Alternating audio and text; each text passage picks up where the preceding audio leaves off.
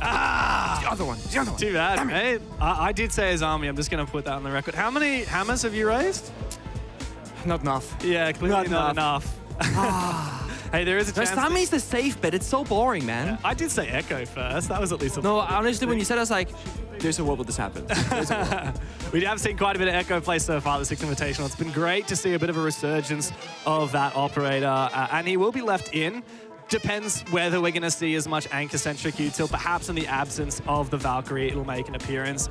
But as we dig into this one, keep in mind, BDS have picked Chalet here, their third preference map overall, but both teams in the tournament have played it so far. BDS themselves lost this very map against Dark Zero. Falcons, on the other hand, beat PSG Talent here on Chalet. So if you want to go by pure record in the last couple of days, Falcons, in theory, have the upper hand. When we get into the reality of the situation, the story begs to differ. The big thing I want to see from Falcons is just getting onto the scoreboard quickly, not gonna fall back, 0-2, 0-3, Robbie can't get a kill, something like that. And of course, the big playmakers. Robbie is always mentioned so frequently, but in my mind, it's Dove. He's been so effective on finding gaps, creating openings, always getting an early kill in the round for Falcons, giving them that 5 versus 4 advantage. If they can build that lead against a team like BDS, in my mind, that's the best way for them to progress in these rounds, because matching BDS 1-1 in a 5v5 seems almost impossible by most team standards. That was a nice shot. I believe that Shaiko actually managed to pop the canister on the back of that boogie, prevents the Ram from breaching more of the floor. Hashom seems to have a little bit of an inkling that there is a player, Ligafak, upstairs in Library in the dark corner. He does have the ability to drop down below. I don't believe Hashom has droned this as of yet. Ligafak wants to get out of dodge before too much of an exchange goes down. The drone does spot him, but I don't think it would have necessarily seen that he's gone up the blue stairs, back out again. Shaiko the first to fall.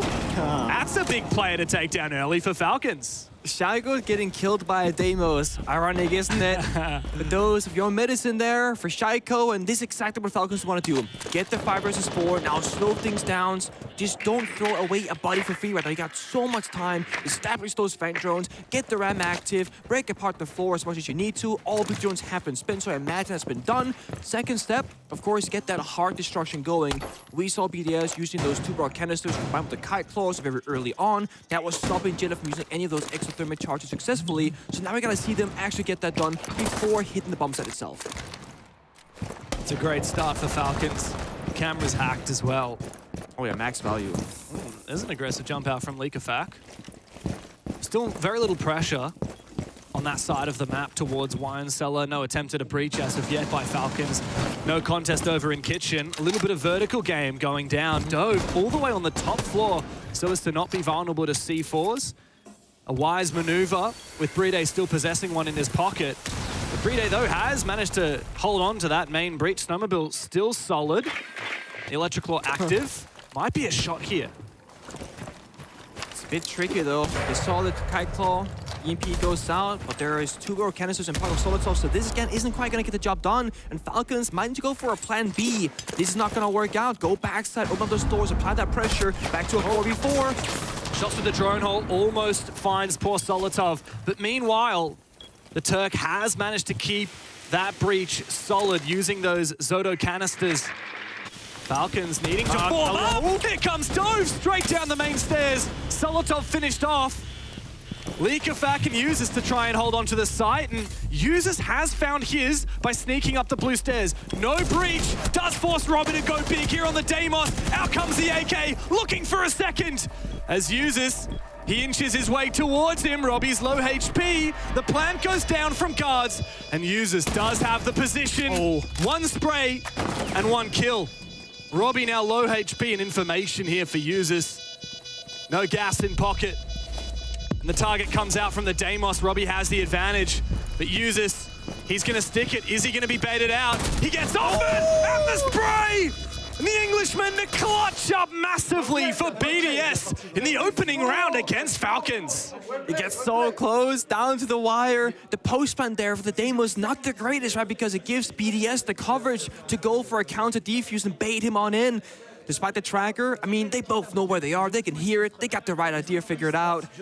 BDS doing such a great job basically doing nothing for most of that round, just sitting, waiting, playing for the utility game, right? Playing the two-brow, playing the kite claw, saying, hey, you want hard destruction? We're gonna deny it. You're gonna be forced down a staircase into a bomb site door. But it was so close because Falcons, they did this off-timed play, just sprinting down the main staircase, catching BDS by surprise.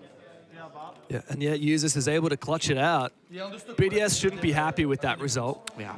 That's what Shaiko dying early as well. That was like worst case scenario, essentially. But a win is a win, nonetheless. Users has had a bit of a return to form. Yesterday, in BDS's match against Raza Company, Users was the top-rated player, hit 19 kills across 2 maps. He kicks it off with a clutch. Love that. We're so close. I mean, when there is about a second and a half left in that defuse, you say to yourself, do I stick it? Do I go for the kill? Like, what do I do? Your fight or flight kicks in, right? But BDS, for Users, it's the fight. Absolutely. First defense checked off. A lot closer for comfort than BDS would have liked. Falcons into their second attack now as they go to bar.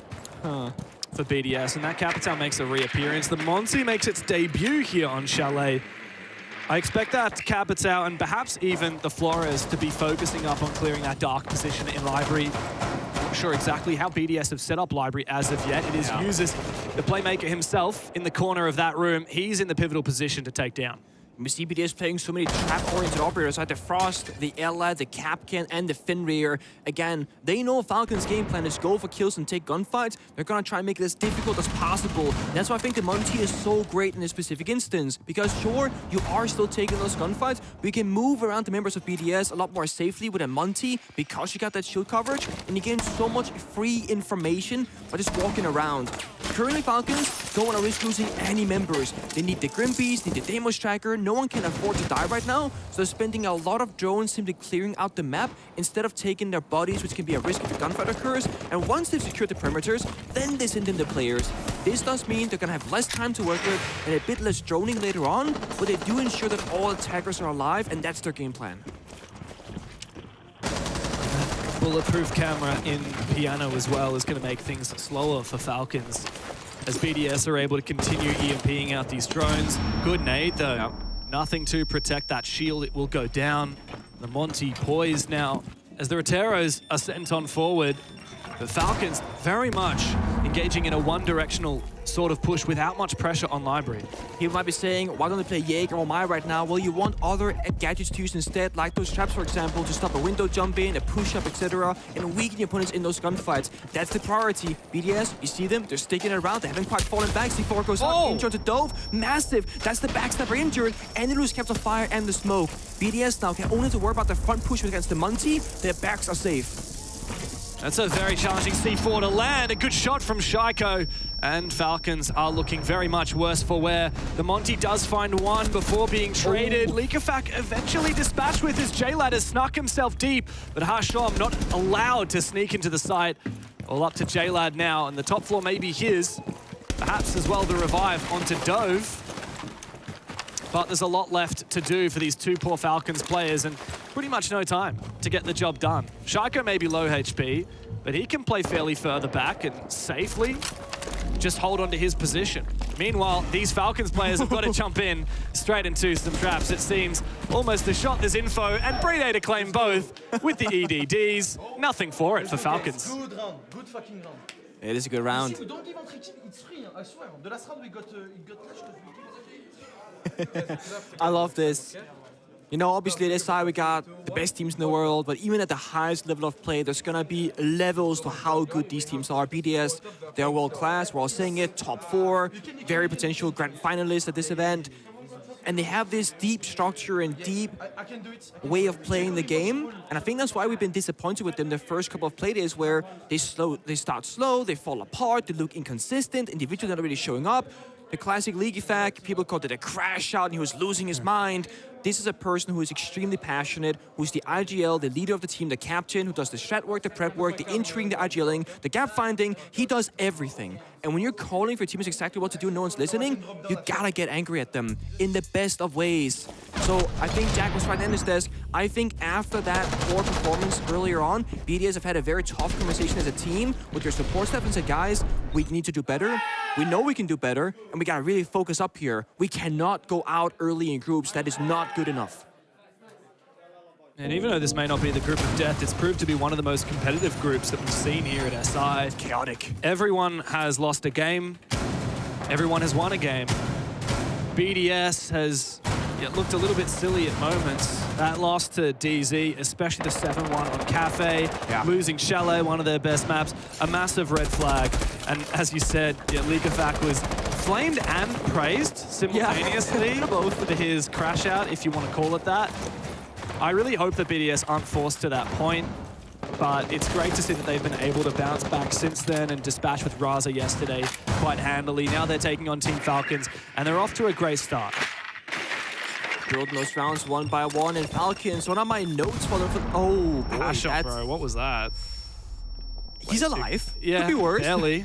Guards inside, I think, actually. So they're going to go for a plant here. Does BDS even know what's happening? Seems like a rush as the relocation from BDS. Guards and J-Lad in the side. Brede watching from kitchen. J-Lad has to cover. Robbie comes in from behind.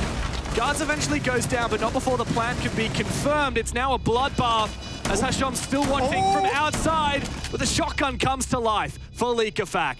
Hashom, his position still not known as Dove gets far too aggressive, and Hashom is forced to make a maneuver. 2 kills, a 1v2 now, but on the retreat, Solotov spots him and finishes him off. A daring attack from Falcons, and it netted some success, but BDS are not fooled so easily. Such an impressive hold there from Brede and Leakerfac, the two anchors in that round. As Kaiden and Mutant, they found so much value in their positioning. They weren't just rushing the bomb site thinking, oh my god, they're planting. They knew they were going to be watched on those angles, so instead, it's guns up, take the gunfights, deal with the plant later on, and they found all the kills. Falcons down 0-3 have already called their tactical timeout. Huge fan of this. Get ahead of the problem, catch it early, fix it, and then turn up now to get those following 3 rounds if you can. Especially because there have been a few moments of greatness in these rounds. Falcons managed a pretty convincing first round to execute, despite not having breaches open, and then were clutched on by users. Second round was pretty pitiful. You can cast that one aside. Third round, Falcons, again, a nice rush. Looked pretty promising. Couldn't hold it in the post plan. A few mistakes here and there. So there's really just a few minor things that can be fixed, and Falcons will certainly start getting rounds, but they can't let it delay too much. No, I think you're right. That previous round, it's a rush. If the bomb goes down, you got like 5-4 attackers alive. In my mind, that's a success. This strat worked. Comes down to the small things, right? The gunfights, the positioning, the timings. Has shown Flower stoning himself. Like, didn't have enough fight to be into the building as aggressively. So I think you're right. It's the small things that are going wrong for Falcons. This gunfight right here, Gridlock winning out against Leakerfac can change so many things. Shaiku's sticking around for so long. I mean, that's a good decision by BDS, but do you have to swing at that timing? Probably not. So regardless, yeah, very, very small things. But what I was saying right before the rush happened, one of my big concerns for Falcons is their strategical depth when it comes to adjusting their operator pool. On defense, they seem to have one playstyle. It's roam around, take gunfights, fight across the entire map. And again, if you're a team who's not that strong at roam clearing, it can definitely work. But if they're up against a very structured team who knows how to do that, they don't seem to have a second way to approach the round strategically. So I feel like for Falcons, they do need to show us a couple of rounds on the attacking side to give me any sort of comfort for the side swap. This is BDS map pick. It's not the end of the world if you lose it, but you gotta just get, going before the second map starts and really get all of your jitters, all of your nerves, all of your problems out in this first map.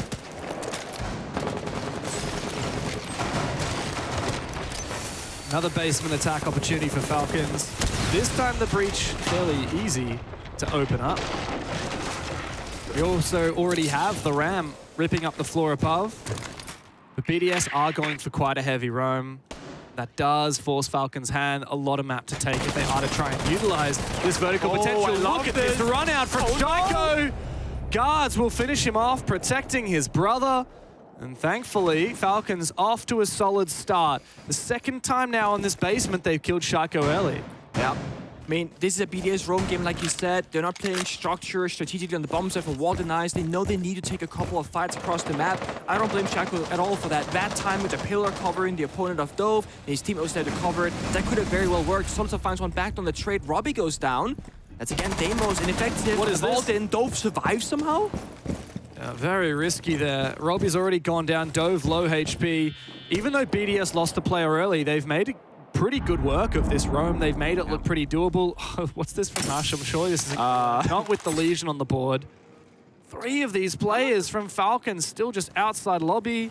I mean, yeah, we have Snowmobile Bridge, but that's an inkling of what you need to achieve to execute an attack onto the basement. Yeah, they got the first step so easily, like get the breach opened up. Their second step was to try and roam clear, but either they didn't drone out the map enough, which is hard to believe because they have 8 drones dead, only 2 alive. Then they jump in windows, thinking the map is clear, but BDS are heavily roaming. Oh no! Cross the window jump in, J-Lad. Gotta get yourself up. 20 HP, so you're gonna survive. 4, or it's box on the floor.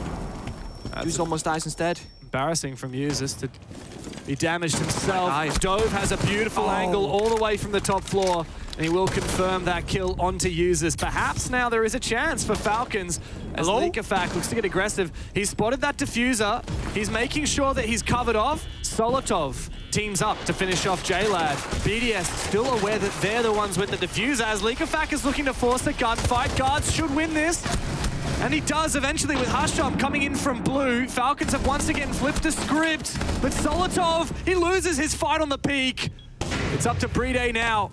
Information for BDS on that diffuser should still be in abundance, but all 3 of these players for Falcons are low HP. A little spray from the Vector should be able to finish each one off. First player spotted, bit of damage, not enough. Hasham to double back from blue. Falcons are on the board, and about damn time too. Important round for Falcons, but what an incredibly messy, lack of discipline round from BDS. You had Kickoff in fireplace on the staircase with an enemy next to him getting yellow pinged, red pinged, and he doesn't even seem to realize what's going on. Runs back downstairs, takes a massive gunfight in the breach, uses with the whiff of the C4, dies shortly after. These are massive blunders for BDS. Strategically, they won the round, they had numbers advantage, they had way more health on their health bars, and they had a mirror window on the side till the very end. They shouldn't have lost that.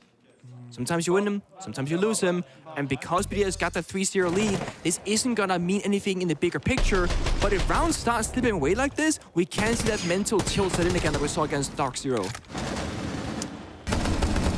Hasham was instrumental that round. Losing blue control ended up being the linchpin moment for BDS. Credit to Hasham. He's always been a highlight player on GK in the past. He was the star fragger for the most part. Now on Falcons, but he has been pretty quiet this tournament, and even in Montreal, he wasn't the one that we were constantly talking about. It was Robbie, obviously MVP of the whole tournament, despite being knocked out in quarters.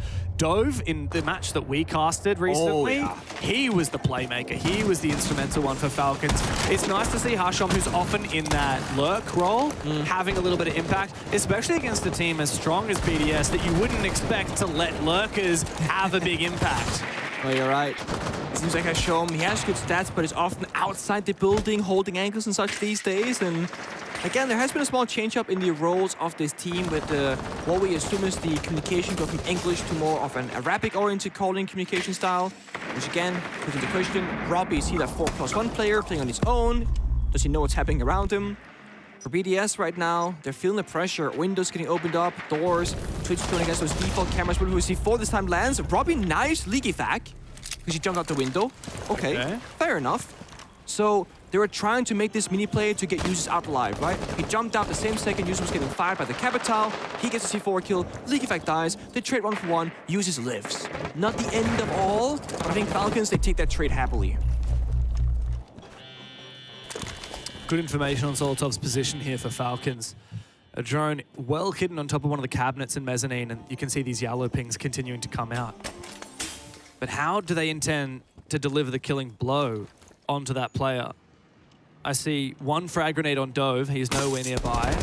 Flashes around, perhaps to be used by J-Lad. Falcons haven't clearly telegraphed how they're going to clear this position. No, they're playing very spread. One library balcony, one fireplace door, one side of office. These are very individual positions for Falcons. We're going for just a 3-2-1 chaos in the server. Strike from all angles. There is no clear execute. Lion Shots goes out, flashbangs follow. They gotta make this push happen. Still one player lurking in that top floor in the library box. It's Users. His teammate has fallen off. Shaiko coming back up the stairs. The crossfire enabled onto J-Lad. Seemingly asleep at the wheel, unaware of Users' positions. Shaiko finds it onto Hasham as well. Falcons, it's gone from a solid winnable position to now devastation. BDS solid in their positions, but Shaiko goes down. A big 2K from Dove, as he's now left with 2 more to find, and all alone approaching the site here on bar door. Time to work with, but no util to speak of. Solotov hiding behind the bar, and he will pop up, find his head, and win the round for BDS. Back in form, 4-1. Want to see a bit more structure from Falcons here. They got such good gun skill, but the individual players right now are making all the work happen. There was no solidified push, there was no clear picture, there was no countdown 3, 2, 1, let's work together. It's Dokkaebi in, dies, Twitch in, dies, one by one. If Falcons can find the same wavelength of operation, just work together as one unit, they'll have a much better chance of picking apart in Chalet. Oh, look at this. Yoink! Not every day you see that. Oh, it really isn't. Yeah, I like BDS here. Shaiko regressing up the staircase. They're doing a good job at, I think, just rotating around the map, trying to figure out, okay, what are Falcons going to do? The Fenrir mounts will be activated on like the bar door, dining hallway. That means Shaiko, don't hold those angles with your gun. Run upstairs instead and get that crossfire with your teammate inside of library. They're trying to basically say some parts are covered by utility, some parts are covered by gunplay, but everything is covered. They leave no gaps because they know Falcons. They love to try and brute force it by lurking around. First half hasn't looked good for Falcons. One more opportunity now to salvage their attack. A 2-4 split, still not ideal, let's be real. BDS are looking very comfortable here on Chalet. A reprisal of form after losing this map just the other day. There's a reason why this is one of their favorite maps in the pool, why they picked it here against Falcons, and despite Falcons winning it just 2 days ago, BDS are getting the better of them here in the first half. We see Falcons, the final attacking round in the first half, and they've played, what, maybe 7 or 8 different attacking operators. It's not a whole lot by my account. And again, I don't think you have to flex around a ton, but I do feel like they're not super willing to really change things around and say, okay, this isn't working, let's blow up our lineup and just try something else. But again, if it works, it works. So far, it hasn't. The Monty, the Dokkaebi, the Lion, trying to catch roamers off guard, stop them from moving around too much. What we gotta see though is Falcons entering the building with players alive and up well, use those drones to make a way through. They keep burning them, droning the building, not taking map space and losing those drones for free. Oh, Solotov is daring, contesting these angles. A player jumps into Trophy. Injure. It's a potato fest between the two, but the injure not confirmed. Leakafak, meanwhile, does find one. Oh no, what are you doing, Leakafak? He bites off far more than he can chew. And Robbie finds a second on the round. Numbers are even again. Shaiko misses his opportunity to put down that Montaigne. And now Falcons know full well where he is. Upstairs, a C4 flows on over. Guard break onto guards, but no kill confirmed onto that Montaigne as of yet. Second C4 from Brede. If they want to try for it, they can go for it. C4 confirms it. Huge value there. It does take both C4s, so I think that's a valuable trade. Used with another onto Robbie. Last guy has shown him outside the building, so far away on the roof. Can't help his team at all. A valiant effort from Falcons that round, but so proactive from BDS. 2 C4s to whittle away damage at that Montaigne. And Shaiko is going to hold on to the jump in as well. 5-1 in the first half. And the Europeans are looking pretty untouchable on Chalet. There's nothing in it for Falcons as of yet. Let's see if things will change on the side swap of things. Of course, Chalet attack and defense plays out very differently, but if BDS keeps setting the pace and controlling Falcons, I don't think the scoreline will be all that different. Because that's what it comes down to right now in the current meta. A lot of teams are going to try and set the tone, control the speed of things. It's why we see something like Tubrok Hype being brought out on defense, slow things down. Meanwhile, attackers try and rush, say, hey, we want to go fast. We saw a rush from Falcons, it got shut down. We saw BDS turtling downstairs, winning out. 6 rounds. Okay. What do you say? We've done this in scrims, 6 rounds on defense. Yeah. I'll believe it when I see it, Falcons. I'm ready to be proven wrong. Hey, there was actually an instance where EUL Finals 2020, it was G2 against BDS. It was my last tournament. We played the Labs bomb site on Theme Park, which wasn't super common. I remember that. And it was like a 1v4. And I remember Citizen was like, you won this 1v4 in scrims, just win it again. And then I ended up winning because the frost mat was in the window. And I was like, okay, sometimes scrims reflect into real games. It can happen. Such a good call. That's the way the POC mat was invented by. Yeah. Dude, if you can do it in practice, who's to say you can't do it on game day? That's it. The only barrier is your mental. If you play scrims like you're playing pro games, like the discipline, the decisions that you want to make, the gunfights that you take, you will be able to transition a lot more or translate a lot more effectively. Whereas if you run around in scrims and you spawn picking and do crazy stuff, then you're timid in Pro League. It's like, why are you practicing so ineffectively? You should practice the way that you want to play.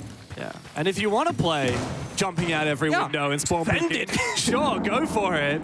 But actually have the guts to do that on game day. Exactly. And Falcons, as the desk, well, the analysts, I suppose, the standing analysts mentioned, Falcons love that aggressive play style.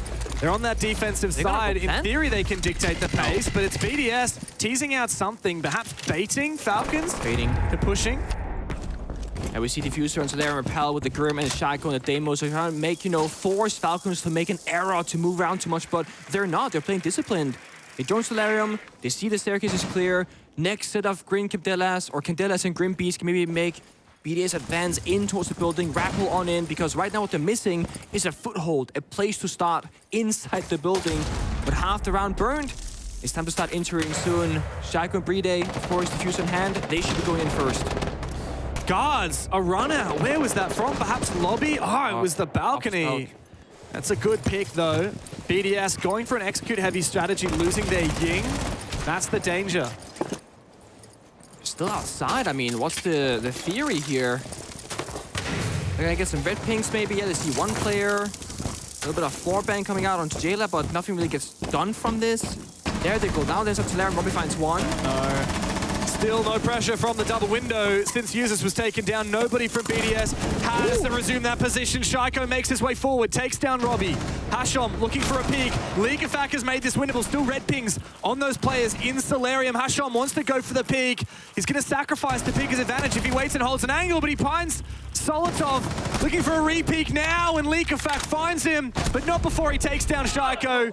The trade from Guards and Falcons have locked in their first defense. Round by round, one by one. I'm not sure what that conversation's about. Dude, I wish I could understand what they were saying. He looks so concerned and surprised at the same time. Grabbing his shirt, I'm like, huh? Robbie's like, yeah, haha, I know. Yeah, good joke, guys. Yeah, well. BDS falls a little bit flat there. The first time, it's a fake execute trying to force an error from Falcons. Nothing really happens from that. And then BDS kind of sit around for a good 30 seconds or so. Falcons, they stay active with a run out, they get a pick. And from that moment forward, they were in full control. They controlled the pacing. BDS struggling to enter the building. I mean, when you got such good players in terms of gun mechanics, do you really want to have 5 players on Repel? I don't want to go in the building and take a gunfight, if you're asking me. Yeah, well, that's the risk of going for one of those heavy execute strategies is as soon as one of the dominoes falls, the push can't really work out. Like, it's such a crafted execute. As soon as you lose your double window player, you've lost your ability to cut the sights in two, you've lost your pressure, you've lost your crossfire, and you also lost your Ying. So a really good read from Falcons to get aggressive and try and isolate one player, take them down. And with that, I mean, the rest of BDS's push was so fragile. Yeah, it was very lackluster. Was indeed. All they had was the Grim at that point. Brede actually died the second he entered the building to Robbie as well, so you lose the bees. Deimos was great, but there are mute jammers all across the bomb site, so you can't really track anybody. Master Bedroom start actually from the Falcons was a big surprise to me. It's a very controversial bomb site. It's been great in the past. It's been terrible recently. It's kind of making a resurgence back into tier 1 level. It's just one of those, if you're a team that likes to play it and have a good understanding for it, it can totally work. It just feels like you have 2 ways to attack it. You go Library or you go Solarium like BDS did. And it's such an expected outcome for where defenders will be playing and where attackers are attacking from. So it just feels iffy to me. Then again, you got 6 rounds to play with. You're likely going to go through all 4 bomb sets eventually, unless BDS just win out in the first 2 rounds, of course. But a great start. A bit of momentum in their sails. Getting loud, getting excited. There's nothing worse than saying, guys, let's go, 6 straight. You lose the first round. And it's like,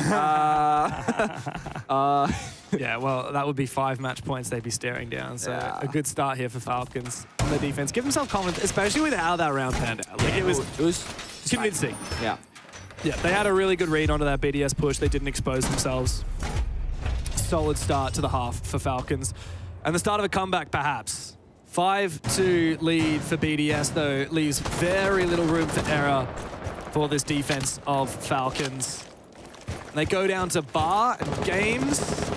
The question is BDS going to go for more of a direct library take or a map sweep? And I think the answer to that, seemingly at the moment, is from Solarium across. Yeah, the map sweep for sure, and they got the right operators, right? When you got like a Twitch and a Brava, in my mind, you're gonna try to work the map as much as possible because the default cameras on Chalet have immense value. They see so much. Like the fireplace default cameras at the stubble door to your left, the blue staircase camera as well, the basement, the west main. You see all the flanks and the main areas of the map essentially. Also stuff like this, hacking the nice. Banshee, means that now you can lurk in fireplace stairs. So much value to be had. Yeah, but if you're going for direct attack, all of this gets wasted. That's a ton of value, even though he wasn't able to get the lobby default, which is very hard to get with the Brava, because the ranges, you have to get really close and often jump. Okay, Robbie exposed the piano window, not wary of his angles, allows an early lead for BDS. Doesn't matter how many cameras you hack, if you're gonna have players falling for free from outside, then you're not gonna have much of a good look in. Nade to dispatch with that BPC. BDS are looking very solid. Yeah. Might want to slow down though, because when you got Brava and Twitch as well as a Flourish, you needed to like respect the fact that these gadgets, they take time to activate. That's why we're seeing now hold angles, users getting active, solo tough as well, setting up those flank cameras, clearing so much utility around the bomb site. Is that all 3 Banshees? There's like, yeah, there might be a 4th. Yeah, there it is. There you go. But that's 3 Banshees so far by my count as well. Default cameras, funny enough, haven't been hacked or shot by the Twitch drones, which is like, yeah, well, the cameras aren't going to shoot back, but they are going to give Falcons continuous intel that you're not pushing right now. Last 60 seconds of the round, BDS slowly got to start ramping up the speed now and approach either the bomb site or library clear first. Let's see what they do. One thing that BDS are yet to deal with are the mirror windows. I don't believe the Twitch was able to find either. As I say that, there's the Twitch taking down one of those mirror windows. However, the Mute Jammer is going to protect against Sharko's Deimos. Good coverage there from Solotov. Dove goes down. However, BDS are not finding it easy to take control of that top floor. Bride's on the floor. This is a dangerous play from Hashom to lie down. Solotov puts him in the dirt. BDS have this top floor control. They can pick up Bride and look to poise for an execute. 25 seconds to play. An off position from guards on side, deep inside. There's information seemingly. I saw yellow pings on the side. BDS have the numbers. A C4, an air ball, and a spray through the wall. J-Lad to find Bride, but traded back. Guards up against 3. The first one found to prone. Will not find Haven. Let's go, perfect. And a nice spray down. BDS can mop up the pieces and get themselves on map point. I love that from League Effect. His eyes closed, he says, perfect. And it's like 4 seconds left. Players are dying. It's completely chaotic in the server. Perfect, guys. Don't worry about it. I mean, I think from what they wanted from that round, it was perfect. They got the first step done, the utility. They got opening pick. They got the execute. And because they had numbers advantage, we saw them just kind of swarm the bomb set at the very end there. And I want to say, 3 of the first kills that they got, or the first 3 kills they got, was all from drone work, red pings, yellow pings, or intel game. This right here, there was a red ping. There was information on this position of the map. This right here, red ping, information on the map as well. And then they knew there's a player on the blue staircase because Shaco died or really got injured from this player right before this kill happened.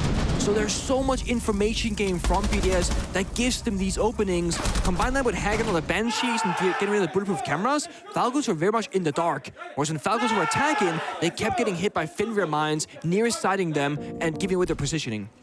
Yeah, perhaps it does come down to operator selection here for Falcons. It feels like the operators that were brought to the table had very little impact. The Moisey, for example. And that's mostly credit to BDS for finding the adequate counters. Lickety-split, quick as you like.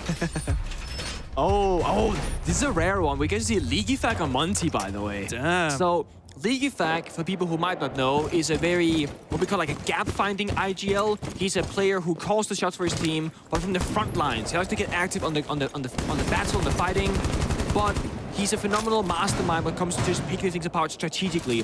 When you put him on Monty, it gives me like Troy Canadian vibes. He can sit back, no stress, no pressure. Guys, go over here, hold this angle, breach this wall, set this up. I'm gonna go plant now. And I expect it to be a more slower-paced round from BDS, where it's going to be very objective-based. Step 1, take this room. Step 2, go over here. Step by step, round by round, try and keep their players alive. So we get to see if BDS have listened to their captain and IGL for what he said the other day. Everyone has to go with him, and they do. Users might go down quick, but Solotov's looking for a second now. Guards in kitchen, J-Lad comes in for support. Leagueifag is seemingly alone here in Master as he spots out the mute downstairs. Guards caught completely off guard. And no refrag from Monty. Robbie just around the corner from him. Leagueifag's about to have the information, but he is now trapped. Zodo canister to put him in position. D4 comes out. Leagueifag is down. A good trade though from Shaiko. Him and Bride now together in the 2v2. Map point within their grasp, but they have 2 more players to find the Falcons. The new one guy was upstairs, double C4 and 2 players, can't do that from a single person, so Hashom somewhere top floor, but where is J-Lad? He's a vigil, can't quite get spotted, these drones won't help them, only 2 on the ground so far right now, so BDS with 1 minute and 30 seconds to go. There's so much time, but no intel game. This is one of the last drones that they can use right now. Do you put it to flank? Do you try and drone the bomb site? Do you try and find Hashom? A lot of decisions to be made.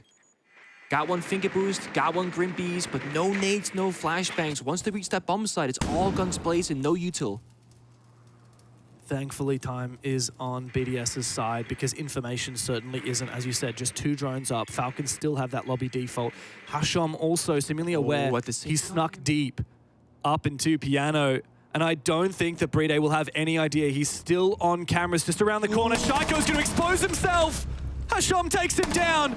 Bride now has to look for a frag, but waiting is Hashom. Bride takes him down. J-Lad still now on site. It's all up to him to clutch up against Bride, the clutch king himself. Time still on his side, a little bit to work with. And he's trying to play this passively, trying to play this patiently. As the Bs go out, restrict the mobility now from J-Lad. Listen up. Can you hear the footsteps? J-Lad's got the read. Bride's got to land the shots. SMG-12 in hand. Bride with the commando on the other side. Ran in the corner, but J-Lad's got him dead to rights. And Falcons will keep this game chugging along. Perfect timing. I'm not sure you noticed it, but the second Hashom got the kill into Shaiko, Bride's drone got shot by J-Lad downstairs. So they were spending all that time using 1 single drone to clear the entirety of the map. And the second said, oh, here's the vigil. It dies. Shaiko falls as well. Bride takes the 1v1, or forces it down to 1v1 rather, upstairs. And that's it. And I thought it was going to be a slow-paced round for BDS because Leagueifag was on Monty. It was a rush. I like sending Leagueifag Monty upstairs alone, but he got a little bit overzealous, pushing deep into Piano, got caught by surprise with the players out of Office and the Piano hallway, the double C4. That was the turning point in my mind for Falcons, where they got the control back into their side because BDS spent almost everything in the early parts of that round. So taking down the Monty, that was like the ace up the sleeve, the holy grail, the saving grace, if you will, for BDS. Hashom really did fluff that up as well. Thankfully, J-Lad stood tall in the 1v1. Bride almost clutched up for BDS. He's not going to beat himself up too much about that. That's a hard one. You have no time, half health, no clue where the vigil is. And the big thing, like you said, was not having spare flank watch drones there. You've got 3 players dead for BDS in that 2v2 while they're trying to hunt down where these last 2 players are. Had there been a drone in the display hallway, it would have been a very different story. Hashom would never have been allowed to sneak into Piano. BDS would have got that information. It would have changed the scenario completely. I also think BDS didn't expect the flank to happen because it's a bad play on paper. Hashom doesn't know there's a drone watching him. If there is, he's as good as dead. And when you play a 2v2 like that, you're always thinking, defenders play together by the bomb set, that's smart, they got crossfire, we don't have any drones to find them. He just flanks out of nowhere. Yeah. It's one of those, you gotta play your opponent. Falcons are not gonna play conventional passive siege, they're gonna take the fights. Leagueifag wins this time onto Hashom that's Legion off the board. Very early lurk inside, a lot of damage done on the Robbie though. He can always switch shells He still wants to keep contesting Kafe, and now all of these players are looking down below. Keep in mind, we've got Shaiko on top of Kafe as a vertical player. Shaiko with that Deimos, he's so good with it, he's infamous. And yeah, not a miss drone. If Shaiko can get in underneath the bomb site, surely he can wreak some havoc. I see the injuries. Oh. Vegas right there. He hears them. They hear each other. He's about to get targeted by Shaiko as well. His guard's going to win this fight with the UMP. Spots Kafe. SMG12 wins that every day of the week. Wrong gun, my friend, guys. I'm so sorry for you. With any other weapon, maybe you win that. You get another kill. You stabilize the round. But right now, Falcons, they have one, I think, way to win this. They got to keep swinging. Because if you play this out 3 versus 5, you're going to fall apart eventually with this much time left on the clock. No need to rush it here. Oh, look at this. They're just going hunting a Falcons. But their wings have been clipped by BDS. Here comes the hack as well by the Dokkaebi, which is going to make it all kinds of painful here. Dove wins his fight. Finally, something is coming up for Falcons. Information, though, and Shaiko goes down. So uncharacteristic of the Deimos to make such a critical error. Maybe winnable now. We've seen moments of greatness from Dove. To keep Falcons in this map, it will require something massive. He does! 1v1. Traded back again. Robbie now on the Scopos against Brede. We've already seen Brede fail to clutch up a 1v1 for the map. But rounding the corner, Robbie just around. He does spray his direction. Now Brede's got information. Who wins the fight? Robbie finds it! Back-to-back 1v1s. Falcons, they will not go down just yet. BDS cannot finish him off. You cannot let go of the pressure for BDS right now. Just go one by one. But that's fine, guys. The round was perfect again. Let's go, guys. Let's go. Okay. Damn. So this is a Kafe taking a more calm approach, saying, let's not give them 1v1s constantly, but it's okay. The round was perfect. And again, we gotta look at what happened in, you know, from a top-down perspective from what BDS's plan there was, and then what happened in reality. They got the early kills, they got the roam clear, they got right by the bomb site, then it fell apart. So strategically speaking, BDS, they won the round, then they threw it. And when you are a competitive player, this is a big thing to think about. Because if they had, you know, gotten picked apart before they entered the building, it would have been a terrible round, winning or losing. It's a 2v5, by the way. It was a 2v5. It's terrible to lose this kind of round. But again, BDS, they're not expecting or respecting Falcons enough. They know the only play that Falcons have is to go for crazy hero plays. You're 2v5. Yet they take the 1v1s, they're sprinting in. It's sloppy, if you will. But we see Falcon or BDS rather staying composed this time. Very much so. Quite a contrast to what we saw the other day. Perhaps BDS needed a loss. I think they maybe needed a loss just to get a little bit of a kick up the bum. Reality check. Yeah, an energy check. Just to realize perhaps the next time that it happens, they won't get quite so tilted, because as much as I hate to say it, like, BDS were tilted when they lost to DC. And now that they've seen that happen before, they're not going to let it get to their mental when they start feeling a little bit pressured. And of course, still a few more match points to come here. They've just lost 2 opportunities to close the map, but they have 2 more here before Falcons can push OT. And the last time we saw BDS attacking this bar bomb site, it looked incredibly solid. It's a very convincing round win. The only thing that BDS have been getting very consistently, which you can't guarantee, is they've been getting the opening kills a lot, making these rounds easier than they arguably should be. What happens if Falcons, for this and the next round, gets the opening kill and stops BDS from achieving their, you know, progress in the round, their strats? The pseudo rush, the mirror window, right? Open the window up. Ash breaks the mirror window, shatter it, there it is. Little mini play there for BDS. That's the first step done. Second step, though, eyes in the library upstairs. Shaiko finds Dove somewhere, actually. It's a very valuable pick, giving Dove's heroics in the previous round.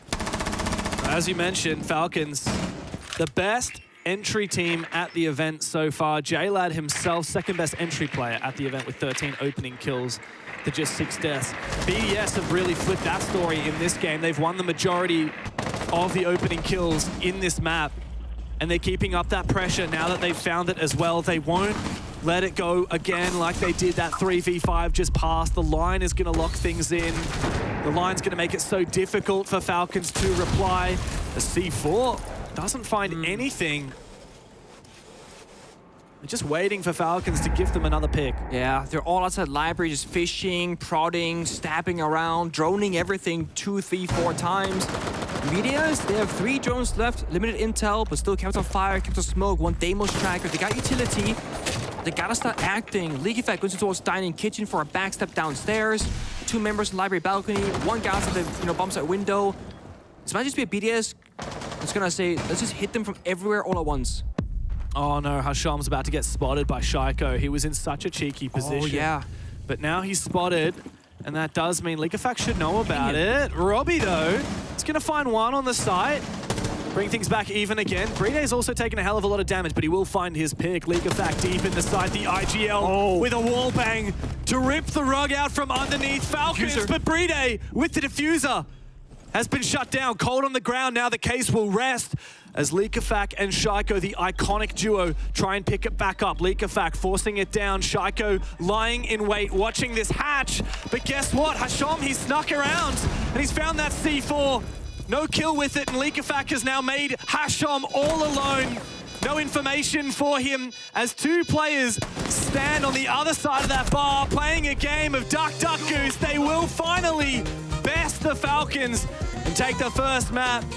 Took a few goes to finally lock in their match point, but they got it done in the end, and now they're 1-0 up in the series. And Falcons will be so much more warmed up, ready. Also, I think, confidently saying, hey, we can clutch out 2v5, we can take gunfights, we are better individually in those clutch moments. They can now enter the second map feeling a whole lot better than if that's like a 1-7 loss for them. So, really good for Falcons. They gotta keep fighting. Maybe flex around a little bit more, show us more depth to their strats, but overall, this is BDS's expected map to take, of course. Leakafak said it was perfect. It just took a few goes to finish it off, and so BDS did. 1 map away from putting down Falcons 2-0. We'll break it down after the break.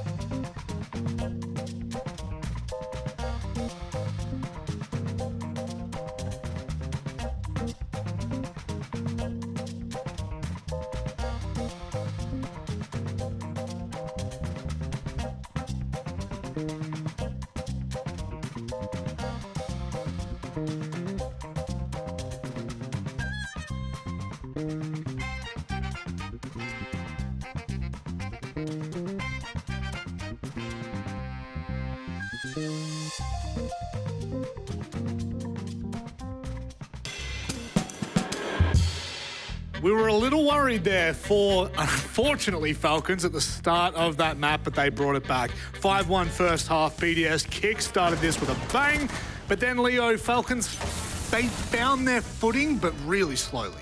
Yeah, I think overall it was more a matter of BDS controlling Falcons and Falcons really succeeding. This clutch. I mean, yeah, this clutch from Usos is insane to start the match, right? But if you look at the operator lineup, I want you to pay attention to the operators, right? You have trap operators like Legion, Frost, look again here, Fenrir, Legion again, and Frostmat as well. You see the Capcan as well that got a double kill. And when we switch to attack, look at BDS operator lineup. Consistently bringing Demos, consistently bringing Grim, Amonti as well. All of these operators, whether they're in attack or in defense, are made to control the aggression of Falcons. And it worked pretty well, except for a few occasions and a few clutches. I think BDS came into this with really the right approach. You often see teams and they'll talk about it, oh, we'll just focus on ourselves, we'll just focus on our game. BDS didn't do that today. They played a Chalet specifically to how they wanted to play against Team Falcons, knowing that Team Falcons are at the far end of the spectrum on that aggressive scale. And as such, they produced a performance that was maybe different from if they'd played, say, I don't know, a G2 or a Virtus Pro on this map. It would have been a very different story for BDS. They kept it compact, they kept it tight. They didn't really leave any gaps whatsoever. No, and that's difficult, isn't it, Leo? When you look at Falcons, the kind of playstyle BDS has, I'm not going to say it's impenetrable by any means, but it's a lot harder for Falcons to find those wins. It doesn't give you these opportunities. And that's what we mentioned when we speak about Falcons, is that if you give them opportunities, they will seize them. Like one of these examples here. As you can see, Leak Effects lurking around with ToKB, another crowd control operator, by the way, to get a double kill. It's a 5v3 for BDS, which means Falcons have got to play aggressive. And see Dove isolates the first 1v1, will go get another 1v1, and again, we'll go aggressive here and get another 1v1. And you can see Robbie on the other side. He was doing the same thing. Isolated a player that was, again, by himself, and here winning the 1v1. That's how they turn basically a 2v5 into a round win. Obviously an incredible amount of skill there, but I think my problem with this from a Falcons point of view is there is a ceiling to this, and the ceiling to that is you can only put that skill on show when your opponent leaves that opportunity, when your opponent doesn't set up crossfires, when your opponent gives you 3 consecutive 1v1s. Like, absolutely the guys on Falcons are going to go and win them, because like I said right at the start of this Falcons roster is assembled with gunners on it from start to finish. Well, Falcons, they're going to have to bounce back here, but BDS, they're looking very strong in this best of 3. On the other side of this short break, we'll be back with Kafe.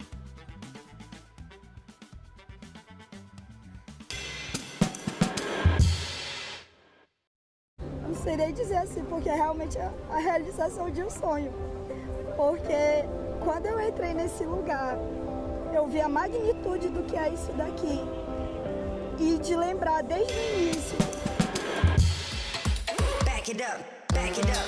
Let me take it back to the realness, feel this. Let me take it back to the realness, feel this. Let me take it back to the realness, feel this. Back it up, back it up. Let me take it back to the realness, feel this. Let me take it back to the realness, feel this. Let me take it back to the realness, feel this. To the back, to the back, to the back, to the back.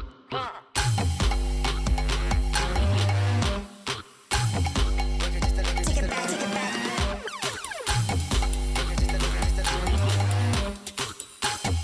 Back it up, back it up, back it up, back it up, back it up, back it up, back it up, back it up, back it up, back it up. Take it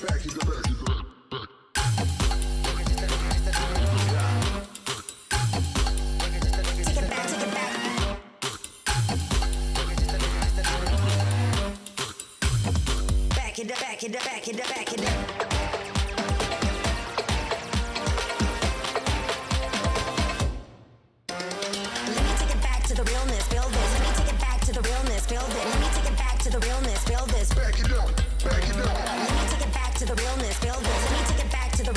build it. Let me take it back to the realness, build this. To the back, to the back, to the back, to the back.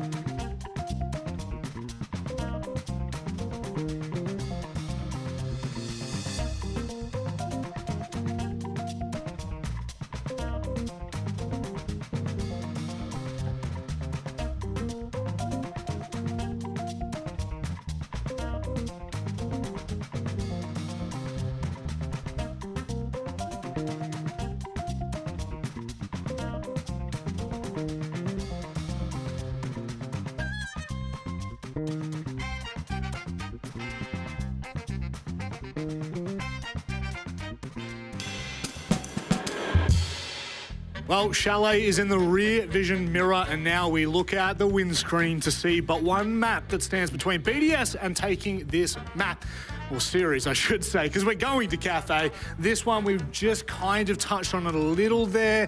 We're not, well, off camera, I should say. We're not super confident, are we, Leo? Yeah, I'm not sold on that choice from Falcons. I feel like they want to reproduce what DZ did on Kafe, beating BDS 7-1. I want to say it's a very different story here, because back then it was BDS picking that map and starting in attack. Right now, they're starting in defense. It's one of the more defender-sided maps in the meta, and if they keep playing like I've been playing, they will bring Legion, they will bring Capcan, they will bring all this crowd control operator in defense, and it will be very hard for Falcons to fill, to try and find gaps in this match. And that's the thing, we are expecting more of the same from BDS, because again, they're playing against Falcons. The map is kind of secondary to the fact that they're playing against such a unique style, and they're ready for that. Like you said, they're bringing their crowd control. It's not even like Falcons can really do anything about that, because you do only have one ban. I will double down on the map, though. It's a map that offers a lot of natural crossfires and not that much of aggression. Yeah, you can jump out windows, you can spawn kill, and it's quite a big map. But when you're in defense, here, you can defend it really well by closing the gaps and playing across fires. In fact, most of the bomb site, you play them by having 1 or 2 teammates close to you and just defending this with Azami or with other big Melusi operators, for example, that would be preventing a rush or, not giving any gaps to Falcons to exploit. If you're Falcons at the moment starting attack, Jack, I'm not going to say it's a free stab by any means, but how do you find your way into this map? How do you find yourself in the face of BDS the way they want to? I think you probably look to some of your star players. I think maybe Hisham is probably... he found success on the attack on Chalet. I think when he gets on the Dokkaebi, when he manages to play in the whale, that he's a very tricky player and a very tricky person to operate against. Sure. He's unique in the way that he will prone in random staircases and places, and he plays... he's got a peak in the game named after him, the Hisham peak. So, do you know what I mean? If he can manage to find gaps and he can get on that Dokkaebi and kind of lurk in, but again, it's only reliant on if BDS provides those gaps for him, but he can be the real difference on that attack. I would add that they would need to abuse cheesy operators. I'm thinking of Sense, I'm thinking of Glass, I'm thinking of Blitz, maybe operators that allow you to isolate some gunfights, gain that man advantage, and may convert it. And I assume that they will try and rush some extensions, but once again, if I'm BDS, I'm not extending. I'm playing very close to the bomb site. It's very much turtle the whole way. Well, that's the problem, isn't it? Because you look at this matchup, we said it at the very start of the match, and we've talked about it a lot off camera. Just the playstyle BDS has is perfect when you're versing a team like Falcons, a team that relies on finding individual gunfights, trying to force their way inside of maps, inside of buildings. It's going to be even tougher for Falcons knowing that on Kafe, knowing that they're already up a map, they're clawing their way in. They're clawing their way back into this series in which they're going to have to do. Unfortunately for them, they start on attack. BDS are looking good at the moment. We head to our favourite, Nick and James, to run us through this matchup. Wait, it's us? We're the favourites? It's not Tim and Dez. No? No. It's not Jesse and Parker? No. No. It's not Emmy. It's not Jake. It's us? Wow. I feel so special right now, Nick. And you know why? Because I get to commentate BDS versus Falcons on Kafe. These teams have never played this map before. They've played each other on seven times, 7 different maps, and we've never seen them play Kafe. I'm really excited to see what these guys can cook up, especially as Falcons, well, they're really on the run now. They need to get back into it. BDS have truly bounced back after their loss to Dark Zero in their opening match here at Six Invitational, and Falcons are going to do everything they can to keep this one competitive. Oh, yeah. I mean, I'm really curious if there's going to be a big stylistic change from either Falcons, well, I guess mostly Falcons, if they're going to ban different operators, have different play style, play slower, play faster, whichever, because yes, they want to try and replicate what happened with BDS, Dark Zero, and, just destroy them. But the issue is, that was a match where BDS were throwing so many rounds. They were leading, they were 1v1s, they were 2v2s. I feel like you look at that game and go, we can do that too. It relies so much more on BDS having a subpar game than just simply Falcons playing a good game of Kafe. So it's going to be hard to replicate. Yeah, and Kafe, as we've talked about, well, not just Kafe, but the whole map veto, Nick. Yeah. We've talked about how on earth do Falcons approach this, because BDS, they're so damn good, right? Skyscraper, Bank, Chalet, you don't want to go to any of those maps against these guys. 2 out of those 3 are in this veto, and Bank, even though BDS is so good on it, is actually one of Falcons' better maps as well. So how do Falcons navigate this veto? They end up taking us to Kafe for their map pick. They're already 1 down. And you look at the other side, and BDS, yeah, they did lose Kafe to Dark Zero quite convincingly in their opening play day. But overall, BDS still aren't a terrible team on this map. They have good history here. And this is also not Falcons' favorite map. This is their 4th preference. Pretty low down. They haven't played at SI so far. They played it a few times locally, but not against any significant opponents since the Montreal Major. And even then, they were losing it to teams like VP and FaZe Clan. So to expect to be able to beat BDS here is a very ambitious statement to make for Falcons in this veto. You take that, pair with the fact that BDS are very, very blatantly trying to counter Falcons and just play that kind of strategical approach. I think Jack said it. BDS aren't playing their game. It's we're just going to focus on ourselves. No, we're countering Falcons with bringing these trap operators, slowing down the game, playing Monty, etc. And it worked out so well that 2 rounds of BDS lost. They had significant man advantages and just got a little bit too excited about the fact that they were winning. So if they tighten up a little bit, and like League Effect said, don't give the 1v1s and 5v2s, guys. But it's okay. Strat was perfect. they'll be looking great here. BDS on defense, Falcons on attack. We'll see what operators they want to ban. As we dig into it, keeping in mind that BDS only have one more match after this in the group stage. That'll be against PSG tomorrow in the final day of groups. Falcons, they've still got a couple of games to go as well, and it remains to be seen how they'll fare. It's Raza up for Falcons tomorrow, and a chance to get into the playoffs, potentially even into the upper bracket if they do perform well. But BDS, of course, are looking to lock in first. And yeah, have a look at that in the all chat. Leak Effect saying, you guys learn, yes, a smart move, banning that Deimos, Shaiko, and Absolute Terror. And of course, BDS respecting it with the Dokkaebi ban as well for Hashom. Step by step, you feel me? Final operator to go out. We saw Valkyrie last time. Mossy this time around. You and I speak about these like specific tailored bans, and it doesn't happen all that often, but Mossy did get a small buff recently, getting a 4th Spider Pest. So it can be a bit more tricky to drone than previously. Not a super popular operator, but some teams do play him. Yeah, curious target.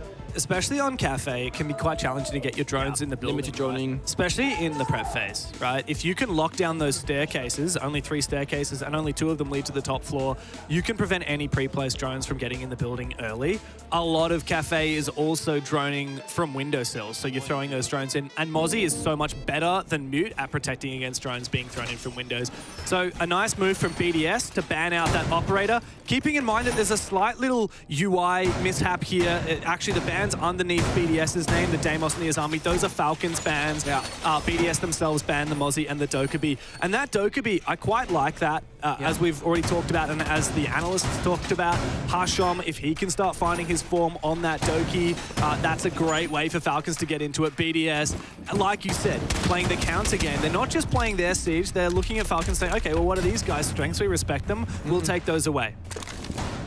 One big thing you can do here on the kitchen and kitchen bomb side is, you know, reinforcing the walls, playing like Kai, Two-Brow, Bandit, etc. BDS not opting for that, but much more of a roam-heavy setup here. The Lesion, the Scopos, paired with the Echo drones, of course, for intel. I like it. Response to Falcons, what do they have? Bit of everything. They got roam clear in the Blanket, the Munti, which also can get down a plant pretty safely. Then they got utility, something like the Capitao, anti-intel for the Echo, the IQ. Falcons are paying big respect here to BDS's lineup, and I think they've actually tailored this attack much better than they did on Chalet. They clearly have something very distinct in mind. The double shield, and these players poised up outside of bus window and outside of garage. That mute jam is going to make things a little bit awkward though. Blackbeard tempting fate outside of bakery. A lot of mobility afforded to BDS with a rotate hole. And also information on the back of that yokai. Nades continue coming out. The yokai still intact. Hopefully Hashom aware of it. But he's dead now, so never mind that. He also rotated over towards the other side of the map and didn't find anything. Meanwhile, there is a take inside of Bake, and Solotov's gone down to a nade from Robbie. BDS start to fall back. Gift up Bakery to Falcons, who've got their Monty and their Blackbeard. Both of the shield operators very close to side, and guards allowed to un-ADS and find the kill. Good trade, though, from Likafak, who is able to get that kill confirmed before being traded back by the Blackbeard. Edging closer to site, Falcons looking very solid.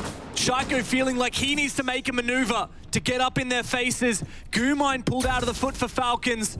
But are they aware of the Frenchman's position? He does go for an aggressive peek onto that bus window. And the Goomine back into side as well. There's a gap in the smoke there. I think Shaiko might have an angle for it. Falcons, they gotta go now, surely.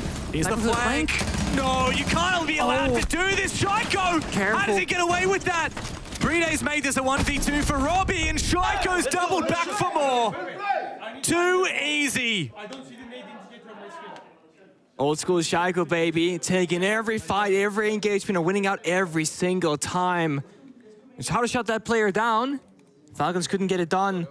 It looks so good, though. They get the early pick with the grenade, they walk in the building, they have Blackbeard, they have the Munty, and they cornered multiple players off BDS, but again, they lash out when their backs are against the wall, and they find the individual kills to get them back into it. It's a good start, I think, for both teams. Falcons gotta keep up the momentum, keep up the pace, and keep pressuring and challenging BDS as much as possible. I like the idea, though. Just the execution was a bit rough on that VIP side. Do you have a read on what Falcons exactly were trying to do? Because I'm a little bit confused, because it looked like it was half on Bakery, half on VIP, and then they lost a pick on the VIP side, and then it was just all Bakery? Yeah, I think that's what happened. They want to do like a 3-2 split where you basically have two different fronts that are pushing. You kind of meet in the middle, which is going to be the bomb side. But when one side doesn't find success and the player dies, you just say, okay, let's shift it. Everyone go together, take the Blackbeard, take the Muncie, and they brute force Bakery with that. Man. And it worked. They got in. You see right here, they cornered Leaky Fag right now. Tough decision. Do you risk your life or turning it back and kill the Muncie because this happens? Or do you watch the breach, try and take the gunfight, and if you win, then kill the Muncie afterwards? Brede and Shaiko, they made this very conscious decision. They were not going to help Leaky Fag and aggress into the corner with him. They were saying, you're on your own, you problem solve that. Whatever happens, we'll play 2v3 or 2v4. I need a pause. What does he need? A pause, is that what he was saying? Yeah, so Solotov, right when that round finished, there's like a small technical pause. I guess he was like, yo, stop. Something happened. I'm a little confused as to why guards didn't shield up again in prep after he found that first kill. Leakafak was able to get that kill confirmed. It probably wouldn't have meant the round anyway, but regardless. I like how BDS, even when Falcons have a good beachhead established, they continue fighting. Yeah. They'll continue taking map control, retaking these positions, trying to 2v1 if they see an opportunity. It's a lot about just recognizing when are you in a strong position and when you're in a weak position. Falcons, they will take a fight 9 out of 10 times, whether it makes sense or not. That's how they choose to play the game, that's okay. For BDS, it's a lot more, I want to say, calculated risk, where Shaiko Brede 2v3, they know they have to get aggressive. Otherwise, surely Falcons will just like use their gadgets, walk in, get the bomb down, then it's all over. So you gotta do that risk assessment. Are we okay? Are we not okay? Do we have to get desperate? From the sky, might see Shaiko right now. Oh boy. Awkward. Shaiko does get out of dodge though. Meanwhile, J-Lad's lost his life to a C4. That star entry player for Falcons, second best at the tournament so far on the entry. He's the first to go down. It's huge. They had 6 grenades, by the way, mind you that. That's a pretty rare side. Lion, Blackbeard, and the Sledge. Does Shaiko take this fight though? Oh my god! What the hell was that, Shaiko? Pops his head up, immediately flicks, and finds Doze. Solotov in perfect position. He's come around for a flank, 2 big kills. Ain't nobody stopping BDS today. Repelling inside, Hasham up against the world. Solotov, a third. It's an unbelievable round from BDS. These guys are so hot on their shot today. Yeah, this is one of the big reasons why they're seen as one of the best teams in the world. They got strategical depth, they got adaptation, but they also have some of the craziest, most lethal players in the world all on the same roster. That was just an individual round for BDS. It was 2 players popping off. Shaiko swing that white hallway or white stairs window. Normally, a normal player wouldn't take that swing. No. Because it's like... Why would you? You're gonna die. It's 30-70, right? 30% chance Shaiko wins, 70% chance he dies. But when you're Shaiko, it's not 30-70. Nah. It's 70-30. It's the other way around. And it's one of those things when a player can get away with that so consistently like Shaiko can, he will start taking those swings as if they were 50-50 constantly. Yeah. And when it works, it is brutal to play against. I'd love to know what that guy's warm-up routine is. We were talking in the green room. Was it Gabe asked you? Laxing, yeah. Yeah, he asked you what your warm-up routine was back in the day. It was like an hour of T-Hunt before the game. We don't have T-Hunt anymore. Yeah, so on land build back in my day, we didn't have... T-Hunt didn't work without internet connection back then. Oh. So you'd play situations. Really? I'm not sure if situation exists anymore. I have no idea. I think they're still in the game. I think there might be. I haven't Which checked. situation did you play? So there's one on Canal. You're playing Glass. That was my 1-tap routine because you like snipe people, right? Right. And then one of the last ones, you're on Chalet. You gotta rescue the hostage. You're playing Thatcher with the AR-33, and there are 1,000 C4s and stuff in the building. Yeah. And I'll just rush to master bedroom, pick up the hostage, run outside, and they all chase you down. And so they don't stop, do they? They just don't keep stop. coming. They come for you. Like, you got the hostage, they want the hostage. So when T-Hunt wasn't available, I would do that. Then we had a partnership, like Siege, like the Pro League back then with AimLab, so like we'd play that for a bit of time, for example. And then, yeah, Nowadays, I guess you play TDM and stuff. I don't know, or the shooting range. Maybe you could play free for all with your team, I guess. But there's the shooting range has some mechanics in it, but there's also the I always forget what it's called, but that training routine with the dummies in the different rooms. Yeah, I know what you mean. I forget what that one. I don't know what it's called actually, but Yeah, I played that a bunch, but yeah, it's really good for like it's called map something. Map clear or something like that. Yeah, because it's really good for learning the new maps. I remember playing it a bunch on Lair when it first came out. Yeah, I would love to know Shaiko's warm-up routine because he comes into these games so hot. Hashom, though, in the absence of the Dokkaebi, he's on the Nook and he's ready for a lurk early on. Likafak is also seemingly unaware. Hashom doesn't continue extending, however. I do like this. One of the few flex things Falcons got is, you know, the Nurk, for example, they play quite frequently or frequent enough to be a factor. And up against the Valkyrie, that's when you do it. BDS, they think things are clear. You got the Nurk, can't be seen by cameras. Like this right now. If BD watches that 90 hallway camera, Hashom can walk straight past it and just find Likafak downstairs. Likafak's made a hell of a lot of noise, and he's also been revealed by that drone that was in laundry. I'm not sure if he spotted and took down that drone. I believe he did. Hashom wants to move past. Yeah, I'm surprised that he's not making this move. Bride has been flicking that camera, but as you said, it's the Nook. It wouldn't make a difference. He wouldn't be visible on it. Likafak seemingly aware, though. He keeps checking every corner. He's suspicious that a Falcons player is hunting him down. What is Shaiko doing? He's hanging out in Shaiko's spot. That's what's up. He's taken down Robbie. Early advantage. C4 goes out, and it does take down J-Lad. Another C4 kill onto J-Lad early in the round. Likafak has fallen back to a safe position as well. Hashom not likely to find this freebie like he once was. Nowhere near enough in it for Falcons. This is so risky with the barbed wire. He's gonna die. There's no way he survives. He's calling for something. Likafak has such a good read on this, actually. He has the perfect idea what's happening. Doesn't swing it, though. He's got discipline. He's got barbed wire. They got the 5v3. He wants to waste Hashom's time for as long as possible. He doesn't have to go for that swing. It's working as well. Look, he's just got this perfect read. He knows exactly where he is. Meanwhile, on the side, Guards is trying his best to try and take down these players from that rappel, but he's finding very little success. Dove has barely moved in to Cocktail at this point as well. Just fishing for kills are Falcons. Already 2 players in deficit. Hashom does win his fight onto Likafak. There's now a gap, but Solotov finds a bullet right between his eyes. Information onto the player on site as well. Dove teamed up against and shut down. All up to Guards. Position revealed. Rappels up to the roof. 20 seconds to play.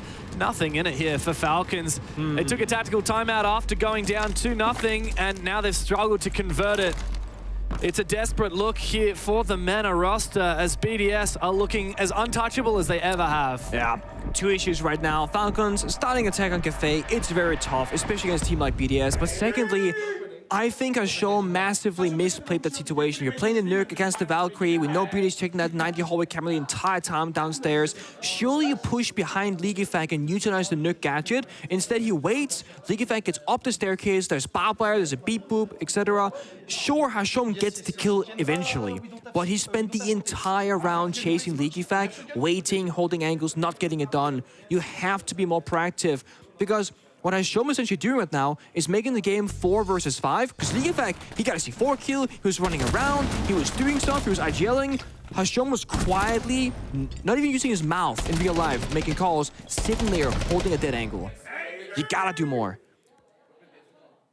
Some people say he was baiting.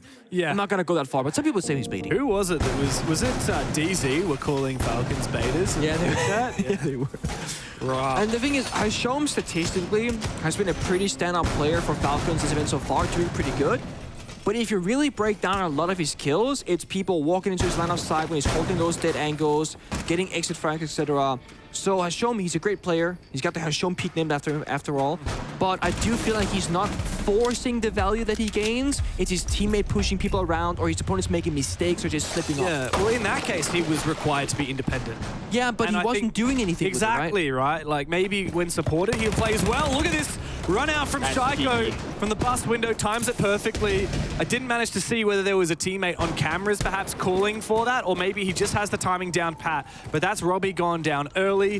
While there is an Echo and a Valkyrie on the board for BDS, the IQ has taken down That is such a rough pill to swallow. Look at this from Shaiko. He's so committed to the cause. He's hunting for more.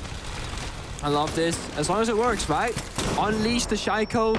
If they shut him down, I bet he's gonna stop doing these things. But as long as it works, why not keep going? 7-0. Meanwhile, Uses hasn't gotten a kill. No assist. He's vibing, not beat it so far. On the Echo job, just watching cameras. BDS getting active on the Ella instead with a shotgun, by the way, not the Scorpion. Playing that VIP shield. This is an early position. It's great if he gets to have a close quarter fight. It's not so great if they ignore him. He's forced in a pistol. But hey, with that opening pick, it's going to take so much pressure off of BDS with a worse weapon because they already got numbers advantage. Yeah, I think BDS can just sit pretty inside of VIP. Yeah. Not sure how Falcons intend to clear him. There's no nades on the lineup.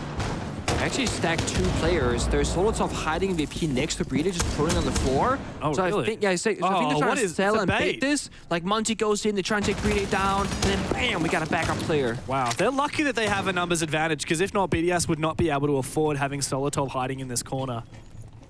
It's a huge risk as well, because, yeah, Dancing, he's a gift for Falcons, waiting underneath that Christmas tree. Don't open it until the morning comes. Where's the yokai drone? BattleBot says the yokai is spotted by that Twitch drone, and seemingly Guards has made his way into sight, spotted by that Echo. Uses sees him. Not sure if he's got any yokais remaining to try and concuss this Montaigne, but the plan will start to go down. Solotov jumps up, BDS, he mounts the counter and finds the kill onto that diffuser player. It's all up to poor Hashom upstairs in a 1 versus 5. There's absolutely nothing in it. It's perfect from BDS. A flawless round. Falcons have no response. Something absolutely... It's disgusting what happened. So, you know, they droned BDS as an ally on that VIP shield, right? What happened is that BDS ran away, Twitch threw down smoke grenades in the wide hallway, Warden, who was hiding in VIP, puts on the glasses, beams the Twitch to the smoke, and they retake the side together. And the Twitch was like, why wouldn't you smoke an Ella? They can't see you. But that Warden that was hiding for 2 full minutes got the kill. It's these mini plays that some teams like to bring out, and when you see it actually work out in real time, it is beautiful. And it can easily go unnoticed because it's such a small thing. The jump out from Shaiko, it's gross. The yokai drone went out the kitchen, doubled off from Bakery, and saw the information for him. And this right here, pop the gadget, get 2 kills with smokes actually, because of that mini play. It's hilarious. I mean, if Falcons had decided to go for a bake take, then there wouldn't have been much in it for BDS. They would have had all their players on the other side of the map, trapped, you know, Ella with a shotgun. So I don't know if you call that a gamble or just a good read, but BDS, yeah, they played Falcons like a fiddle. 4-0 up on defense of Kafe now. We've already alluded to the fact that Kafe is going to be defender-sided. You expect to have a strong half. But the nature of how these rounds are going down, man. 2 flawless rounds. Not a good look. Falcons, they've shown us a few good moments in this tournament so far. They really pushed DZ to their limits, almost won that series. And yet here against BDS, I think they might have met their match. Obviously, Dove is having a very hard time 0-4, and he's been, like, in my mind, the player to look out for. He's finding so much value, especially on the attacking side. But the way Kafe works, it's a very small, compact map. You can't find a lot of backstab angles, so his playstyle isn't fully enabled. And Hashom on the Nuke, for example, took over the backstabbing role instead. Falcons, I would also see a stylistic change now. Slow things down, play strategy, structured utility, and I think the Grim, Nomad, Blackbeard right now, paired with a Heartbreacher, is a good sign of this and what's to come. Shaiko on HP, League Effect taking a bit of damage. Great start for Falcons. They just can't start losing bodies to Shaiko jumping out a window doing crazy stuff. The early damage is going to be valuable for Falcons under Shaiko. It might curb his enthusiasm a little bit. Nice clear though. Ash pick getting its just rewards, countering both of these mirror windows, and that's a fundamental element of this setup. A lot of damage dealt now to Uses as well. The Blackbeard, oh, he takes a hit to the foot, and then a few more. How? Shaiko, this guy is unbelievable. There might have been a health advantage for Falcons, but now BDS have found 2 picks. Hashom finally gets 1 back, but it may be too late now. BDS can fall back downstairs. The bomb site is not the top floor. That's just where the battle was happening.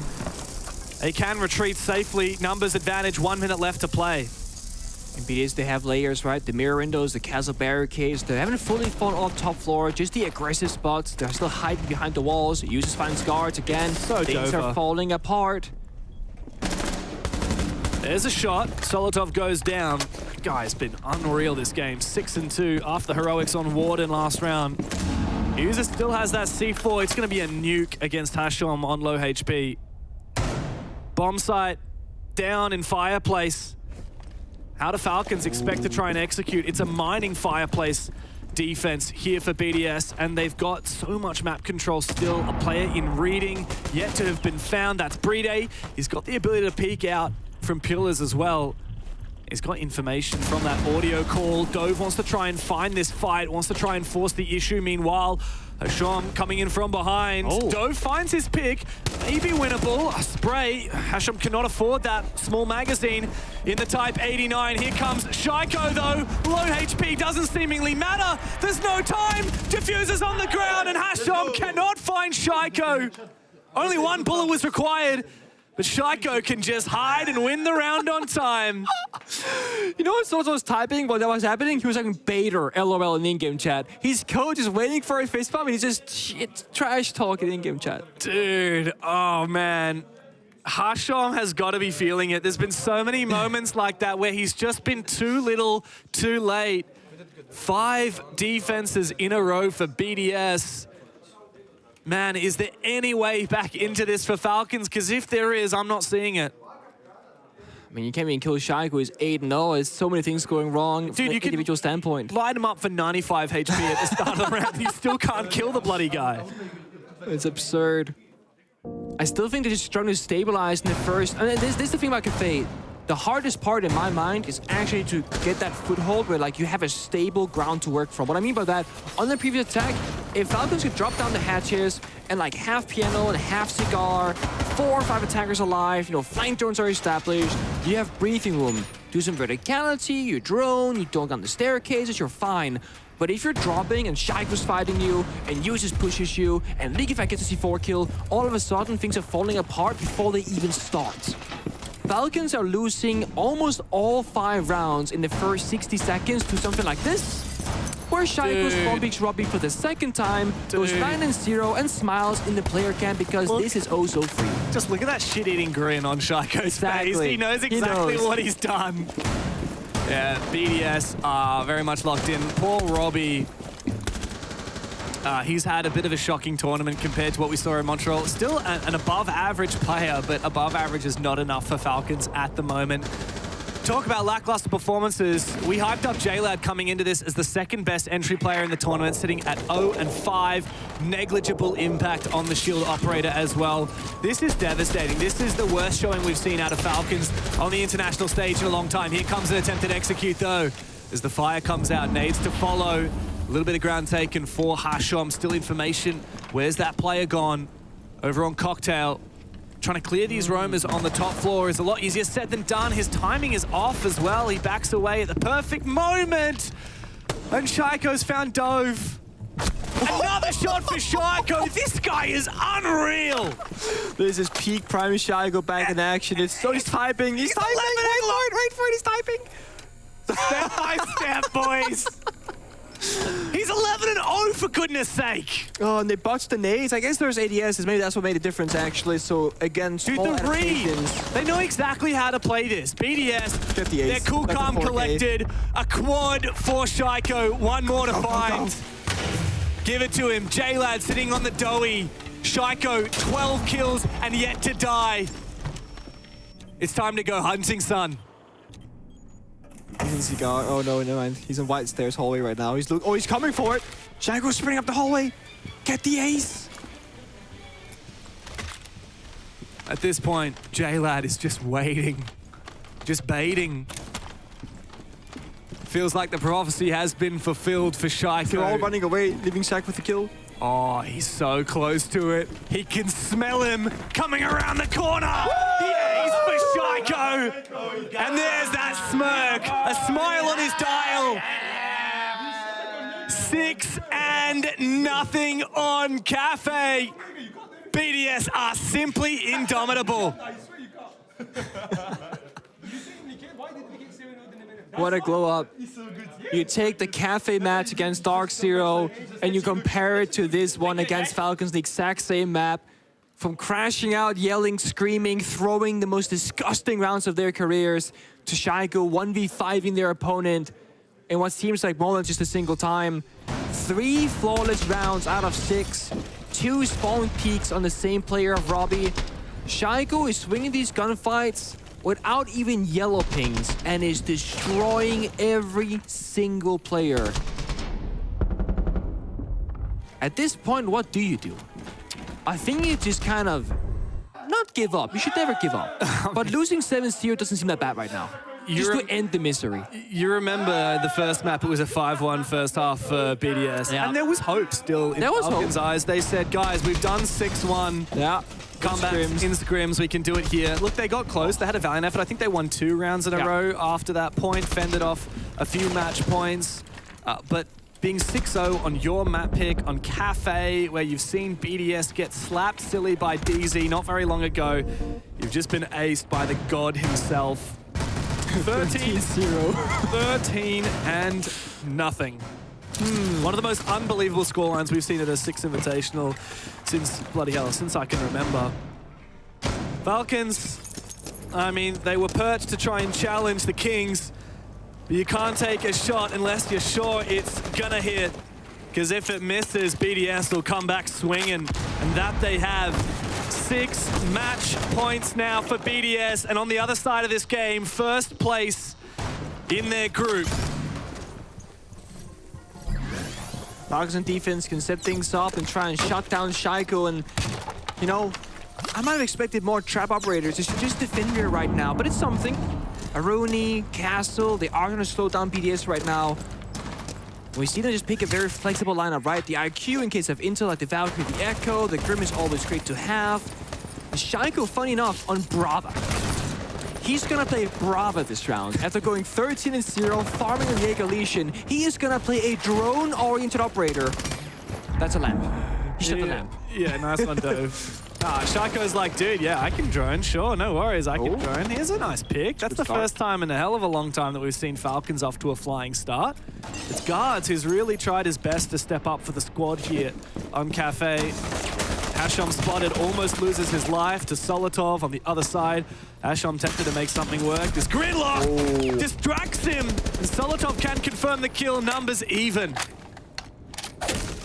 A risky one. Dove was caught jumping out the window, right up Baker, double door, etc. The thing is, BDS have a good read right now. Defender downstairs, has Showman stuck inside of train room. Could be the next victim, perhaps. BDS have a choice to make now. Do they go with the isolated player? Because they know he's there, he sees toes. There it is. Do they leave him be? Well, this looks pretty free. Walk on in, shoot the toes, force the movement. That's awkward. A nice 2v1 there for BDS. Oh, And it's Solotov is so fired up. He's so keen for it. He doesn't care if he's a little bit toxic. It's time to put this game into the history books. 35 seconds, though time could be a problem. B's going out. Shaiko's seen 0 action on the roof still, mind you. On the skyline, holding that cross. Doesn't quite connect the dots yet. Flashbang going out, and I feel like this one jail at 0-6 has to fight for his first kill. Shut things down. Guard finds 1, traded by a Claymore. 15 seconds. As the eventual execute comes through, J-Lad lying in wait. He's found his first and second kills of the map, leaving it just up to Shaiko. There's not time for him to make this one work. 13 kills and no deaths. He finds his first demise of the map and a round on the board. Took him long enough, but Falcons finally have found a little bit of something to work from. I really cannot overstate, though. It really is just a little bit of something. That's 1 match point staved off. 5 more to go for even a hope of keeping this game going. You know, I heard League of Facts call that round, and he said, guys, we want to play the game as well, so Shaiko stay on the roof the entire time, just bait and don't do anything. Shaiko only entered the building with 8 seconds left and barely fired any bullets in his gun. That was a 4v5 round with an ineffective Brava that can't even hack any gadgets, really. That is the easiest it is probably going to be for Falcons. It's the very first round, it's the start of something that could be great, but it's going to get a whole lot more difficult before it's going to be over. We got defense, guys. Let's go. How do you believe that? It's exactly. I hate to be a hater, but man, like, there are so many chances for Falcons to show us something in this game. And, like, we know what they're capable of. This is the same roster that made top 8 in Montreal. I was so gunning for these guys against DZ, and I was still gunning for them against BDS. But, man, BDS had it on the lock and key in that map, Vito, and springing into the server as well. They're having a life game. Shaiko is having a life game. Yeah. You don't lose this from a 6-0. It's just a matter of time as Falcons try and prepare for their last match of the group stage tomorrow to try and guarantee they make it through. Just out of the group in general, this has been an incredibly competitive group. Now that PSG Talon has won a match as well, Falcons is on the chopping block. They need to push for as many points as possible. Oh, Hashom, so tempted to go for a jump out here. Leakafak out of dodge, and Hashom, opportunity not given. Got Breed in the Monty, dude. It's been a quiet sometimes I've seen that myself. Breedy is a decent Monty player. Likely a bit more passive than that of Leakafak and Chalet rushing through the building. Monty and Kafe is, it can be difficult to play. A lot of verticalities, C4s, you know, Echo, Valkyrie are both open. The Falcons only bring in one single set of those explosives on Kaid, who is playing downstairs inside a train room. So if you go piano as Breed, it could be dangerous ground for him. Gotta make sure you either drone beneath or just go and really pay attention to the floor. BDS, very slow round right now. This is it. Just hawk that left side, stay on the concrete for as long as possible, or go elsewhere, Breed. But the intel game is king here. You see a smoke, you see a person on his left, that's the Wamai. Toxic Babe gets bounced back towards this. You know, getting the Toxic Babes out, burning utility. BDS slowly progressing the map right now. They're in no rush. They can play it slow and steady. Bit of progress. Falcons not looking to over-contest, which is a good read. Oh, this is dangerous, Robbie. Don't over-peek that. Solotov does a hell of a lot of damage. These gas babes being utilized early. I mean, the bomb side is not on this top floor, and yet the Smokes are still using all of his util to keep that Monty at bay. A hell of a lot of damage done to poor guards who's trying to find a safe haven inside a train. The BDS are still peppering him with damage. He's kind of stuck right now, can't quite fall back. He just can't burn as much time as possible. Don't find Shaiko. He's dead. Shaiko down. Round winnable. All of a sudden, things will change. Showfax a second as well. Looking good for Falcons. How did BDS come back from this? Execute has come through far too little and far too late. Another kill, perhaps? No, Hasham shut down. The hatch is closed, though. Users doesn't have a way to get to side quickly. Does he stay above and try and play to support vertically? The rest of the team needs to pivot now. Bombsite is not reading Solotov. I know you're looking for a player, but we need to shape up for an execute. Over on mining. Bride's got that diffuser. J-Lad waiting for the entry, and he sees him.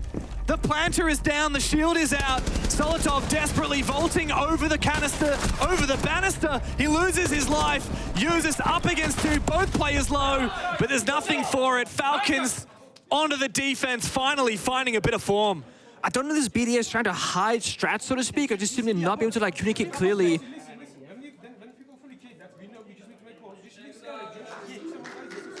I was trying to listen. Fine, but still, if we have Monchi or something, we just need to clear above. Okay. There it is. That's what I was gonna say. I don't know if they're saving strats or not because they're playing Monty and doing nothing with it. They should full clear like we spoke about in piano, and BD just walked away outside the building. Yeah. I need to find a solution all together, and when we have the solution, we follow the solution all together, guys. Okay? So yeah. What we can do, guys? We have to think about it all together. Bakery, we can go for VIP push, wait for swing, or we can go the G2 push. Okay, like for me, we should do Monchi again directly. Okay, we can do direct bakery. The problem it's okay for everyone. We can do it. Okay. I will not do that because every time we are losing this attack is when people like swing like hit down. So I will just like do like VIP push because we wait for. He just overruled Shaco. Shaco's like, I think we should do this, and he's like, no. Leakavac's like, no, I don't think we're gonna do that. We're gonna do a VIP push. But you can hear how much depth there is, how many different small variations of strats they have right now. Going, we have this version, that version, full clear the Monty, the VIP. We can hold, we can push, and it's these very small micro adjustments that makes or breaks good teams and great teams. Because now you have the right options for the right scenarios. What was it that Shaka was trying to call for? He was trying to call a direct Monty push full with clear. Monty. I think he wanted to clear with Monty. Yeah.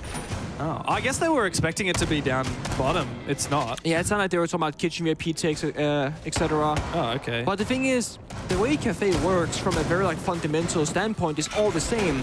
90% of rounds, you do the same thing. You start top floor and you go downstairs. So on this attack, you go top floor, then you attack reading. On kitchen, you go top floor, you clear second floor, and you go kitchen. Yeah. So you can apply this philosophy on any bomb set that BDS they want to envision. They go after Monty at the very end though, likely because the bomb set change has happened, but we see a much more, I guess, proactive and aggressive lineup. The Ying, the finger on Shaiko, while still keeping utility like the Nomad and the Grim to try and control and cage in Falcons. Yeah, interesting. I like just observing that tactical timeout and seeing that Stuflex actually didn't talk very much at all. He was just saying, guys, trying to resend to everyone, we need to talk about this together as a team. And yes, Leaguefac is clearly the leader of this team, but there are contributions from Bride, from Shaiko, from Solotov. I'm sure he uses talks occasionally as well, but he's a pretty quietly spoken guy. Bit of a point and shoot player. But at the end of the day, it is Leaguefac that says, no, we're going to do this. Oh, interesting. A couple of Candelas. Chalet a little bit confused as what's going on here. It has made it out of C4. Not sure what the play was there from Solotov. Face him as Chalet arrive, they do the Candelas, the first half, those two of them, just kind of see what happens. Like, how will Falcons respond? Will they jump out a window, C4, fall back, give up map space? Still two more Candelas in pocket to use later on in the run if they want to. But again, Falcons don't go for swings. Leaguefac seems to think that they are going to go for it, but so far they're giving nothing. They're going to rappel on in. Here comes a drop from Solotov, pistol out. It's a dangerous pistol, he finds one. A trade belated with the C4. Not enough. Shaiko, though, hungry on that top floor. Iconic to see Shaiko with that Finka LMG. We've seen that once or twice before. He is so deadly with it. He flicks! No! There's no universe. He should be beating guard there. Leaguefax found his as well. And there's info clearly for Shaiko, who knows Hasham is still trapped in piano. He has no business win that gunfight. Imagine he didn't. A 3-on-3. Falcons look great, but now they're falling apart once more. It's done. Hasham spotted. And Shaiko lying in wait. The swing to come through from users. Solotov getting in the old chat, getting around it. Shaiko, though, he's run off. He comes and backs again. Falcons may still be learning to fly, but BDS are going to keep him caged. The world #1 are back in black, baby. And Group C is theirs for the taking. Oh, so convincing. I want to say, like, not a slow start on Chalet. I think BDS are doing really well, but they did have some of those discipline issues where they would lose the 5 versus 2, for example. They get overzealous, they're sprinting, they're taking, like, way too many gunfights, and then we see them in full action. Well, Shaiko, at least, at peak form on Kafe, carrying so many rounds individually. But also, I think BDS did such a great job in their prep work, slowing the game down, playing intel, playing trap operators, and clearly countering Falcons in this best of 3. Unbelievable performance from BDS. Any doubts that may have crept in after that DZ game have been certainly allayed. And now they sit at the top of Group C. We'll break it down after this quick break.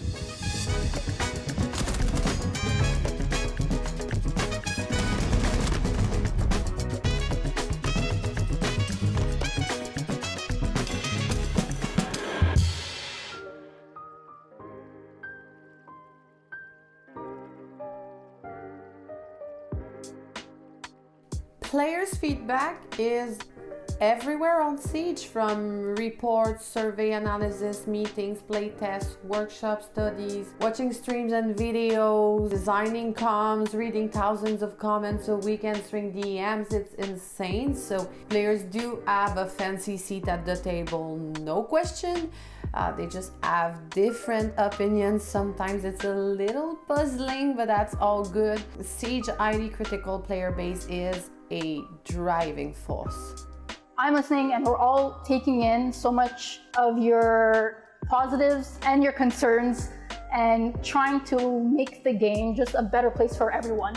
You know, I'm a player myself, so I also have my own opinions, but I also think it's nice to have a good, well-rounded opinion of the sentiments that come out of the community, and it really helps me better my feedback. So when I'm in play sessions for balancing or new operators, I can not only give my own personal feedback, but try my best to bring the community into that play session. These players are the best players, basically, in the game right now. So having their feedback introduced into, our decision making, I think it's really crucial to have. So it's definitely why this workshop is so important. The workshop is important for me because I like to see kind of the future that the devs want to bring the game to and how we can help bring that into a good space for everyone. I love the workshops because I think it gives you a real opportunity to see why things are being done, kind of what the thought process was, the steps behind things. I just love seeing other people have passion for the same game. We play the game 24/7, practice and understand what can be a little bit too strong or maybe a little bit too weak, so being able to help is a massive thing. I got to give it to these guys. The dev team, you guys have really been hitting it, man. The new operators they bring in that just find different ways to change the game, but not break the game. All of it is so obviously done with so much love and so much sort of apparent drive of yeah, we can do the coolest thing, we can do the best thing. I love the operators you put out, the maps you put out, and I know how much work goes into that. And I think they've been doing an amazing job, especially over these last few years. The updates have been amazing. The different balancing changes have been amazing.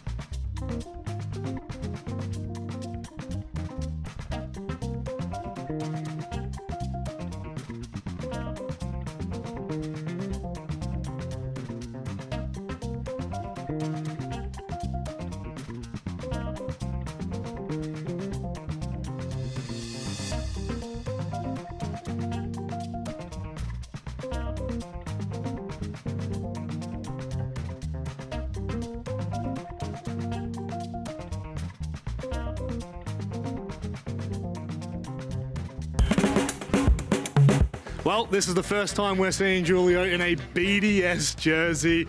Mate, first of all, congratulations on the pickup. But I want to know, before I get to you and the roster, I want to know, what's it like when you prep for a team like Falcons? They're notoriously aggressive. Yeah, they play a very different style of Siege, but for us, it's really good because we actually practiced against them.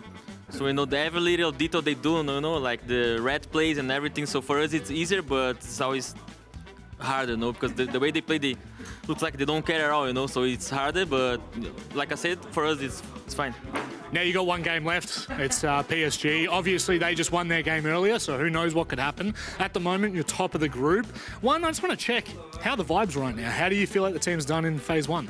I think the vibes are really good, and they are, before the tournament even started, they told me we always lose the first match, and we had to, they have the shake-up, and then it's all according to plan. So I'm just following the thing with them, but it's really good, I think Haas and Falcons are a really good team, so we got 2 good victories. And it's better for Talon as well, because imagine if they lose today, they go without nothing to lose, and actually tomorrow they have something to lose, so I think it's better to play against a team like this, Yeah, it's going to be a lot of fun, I can tell you that much, and I'm looking forward to that final game.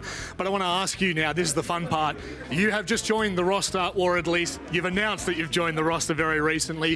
1, are you enjoying it? And 2, what are you bringing to this roster? What is the main goal here? Yeah, for sure. I have like Josh, that is Yuzus, Fari, that is a lot of my buddies, you know, and I'm getting really along with them, the staff as well, like Stuflex and Ingomez, we're working really well together, like no ego at all, you know, we always do everything. And yeah, it's really good. And for the things I'm doing, it's just adding little stuff, you know, because they're already really good. I'm saying, I don't want to change that much, you know, just adding stuff that they need to improve. And with my experience and my in-game and outside, and that's it, you know, it's not, you know, like, you join BDS, you don't want to change that much, you know. Well, that's the thing, you're joining from Bleed, right? You're joining from an APAC team. I have to ask, as an APAC fan, did you learn anything playing with Bleed? Yeah, for sure. I think I learned a lot with them, and in-game and outside of the game, but you can see, like, we are adding more meta stuff, you can say, like, playing Blitz and playing the meta more. That's one thing I told them, but I think with Bleed was a really good year as well. Yeah. We have some problems at the end, but I think it was a good year because I feel like APAC is still harder to work because they never won a tournament, so you have to put on the player's mind. We can actually win, you know, and then we can actually go to playoffs and win a tournament, but it's harder, you know, but I think it was a good year and I learned a lot with them for sure. Well, speaking of playoffs, finals, you guys have made 3 this year. You've won 1. Just very quickly, who are you looking at as your biggest competitor for this tournament? I think there is not like one team, but there's a lot of teams playing well. You know, it's hard to say. Like G2 is playing well, Shopify, like, you know, so it's really hard. But I hope they and we face W7M again. And also we have the trilogy. You know, it would be so fun. Beautiful, Julio. Thank you very much, mate. Best of luck. Very humble analyst. As always. As always. Such a pleasure to talk to, but more of a pleasure to watch BDS do what BDS do best, Leo, because this is the kind of performance that I think instills into everyone's mind, oh yeah, it really is a slow start for them in every tournament. Yeah, and then they grow and then they look amazing. They look in full control exactly in this matchup. I think they added a new layer to what we expected, right? You can see here the Legion, the Ela. That's the crowd control we're expecting from these guys. But one thing that was peculiar here and super important was the intel gathering. Valkyrie almost every round, Yokai drones as well. All of this to do one job, control the aggression and play aggressive, even more than Falcons, and which give them a perfect defense split, 6-0. Yeah, BDS obviously had the opportunity to go 7-0 as well, but for this play that Chalet made. A little bit unfortunate not to get the 7-0. Shaiko was on for a completely perfect game with 0 kills, but we'll move that to another day. 0 deaths, sorry, not 0 kills. He got a lot of kills, and we'll come on to that, and we can see it there on the scoreboard. But I think the ultimate storyline from across this whole best of 3, map 1 and map 2, different methods of doing so, but BDS had a great read on exactly how Falcons would play. They knew what was coming at them, and they punished them, particularly when BDS were defending. Leo, what's your takeaway for Falcons? I mean, a really tough talk, especially on Kafe. That's really hard to sell a positive storyline. But Chalet, they looked like they had a bit of bite to them. Yeah, on both sides. To be honest, they could have came back if they actually managed to get some rounds in attack. But in total, like, you know, they're playing against the best region in the world. Here we go. Best team in the world. No. But to be real, like, the thing is, their play style has a very clear ceiling. You cannot expect to get away with lurking, with rat plays, and with cheesy operators all the time. At some point, you've got to have good fundamentals, a good base, and play towards the team objective. And that's something that we haven't seen from them. I'm not telling them they need to change their strong suit. Aggression is still their strong suit, but they need to be able to play various play styles of Siege if they want to grow up. Jack, one thing, mate. Map 2. Shaiko just doing Shaiko things, am I right? Show. I gotta ask you, how is it even possible? I never get bored of talking about this guy, and the tail of the tape for BDS so far, actually, at this tournament, it's been a quite even performance. Look at this peak here. No right to win it whatsoever, over peaking in a 5 versus 4. Still gets away with it. But yeah, the tail of the tape is that BDS generally have been quite consistent in their level of performances. No one individual has stood out. But the bottom line is, Shaiko is still probably the best fragger in the world, probably the best aimer in the world. And when he's on it, and when he's feeling it, and when, look at all of these engagements, he's not shooting people in the back. He's forcing gunfights, forcing gunfights, gets an ace to boot as well. He is genuinely one of the best fraggers in the world, and he is like a force of nature on top of what is an absolutely solid team. I mean, let's be real, like, so many of those gunfights were insane. I mean, the shots he's eating, like, he's crazy. Full control. 144 EPS score, 25 kills for 8 deaths, 7 opening engagements won. I mean, crazy. It's just ridiculous. Best team in the world, best entry in the world. What can I say? If Shaco's feeling himself, you just cannot stop him. No, the problem is as well, when you're a team like Falcons that relies on gunplay, what happens when Shaco's on his A game? You just saw it then. Unfortunately, it doesn't matter what Hasham has, doesn't matter what Robbie can do, they get annihilated, sorry to say. It is time for us to have a look back at Group C, the wider picture for everything that has panned out over the course of the last 5 hours. Team BDS take the top rank going in to phase 2. It's not concealed yet. It's not well and truly done, but it's very close, Leo. We thought at first that maybe because BDS lost to Dark Zero, they would not be first seed. What I want to say here is because Dark Zero beat Raza beat Falcons. Everyone is beating each other, I guess. And PCG Talon took some maps of Dark Zero. It makes it even easier for BDS to be first seed right now and lock in that top 8 spot in SI. They're absolutely guaranteed top 2 because the only team actually that can overtake them on points here is going to be Raza H Company. And obviously, if they do, it will be second place. But for BDS, top 2, in the upper bracket regardless, and it will be second seed at absolute worst. They've done a great job. Now, Leo, looking back at the game that we just played, we need to announce the details, sponsored by Blacklight. Of course, I mean, I love to show you guys something you can reuse in ranked, right? One of the things that we've said, the main win condition for BDS in that matchup was Intel Gathering. Let's take a look at some Val cameras, right? We're on basement bomb side, and all of this. This one is for the red stairs retake and a C4 you can throw from coat. This one for C4 and vertical play. Whenever you defend this bomb site, many vertical plays are being made from train. And this one here, shoot the floor pot, put that here, and you have a long range visual on the entirety of VIP. And then you look at this beautiful kill from Shaco. That's the IQ removed, which means they can go more aggressive with the UK drones. And another Intel Gathering here, you can see one in bakery and a second one outside of the zone hole of kitchen to get information outside garage. That way, you know if you're gonna get backstabbed in that bomb site and you can go play aggressive from VIP, courtesy of Liquefac. So if I'm a ranked player, spawn peek and IQ, play Valkyrie, play Echo, win. It's a problem. It's a problem. You know, that's just what these brains bring to the broadcast. And boys, I've got to say, thank you very much for the shift. It's been a solid one for Playday 4. Of course, there's still so much more action to come. There's a halftime show. This one will be interesting with Spoit and Leaky Fack as they join Anne to draw. We'll see you back after this.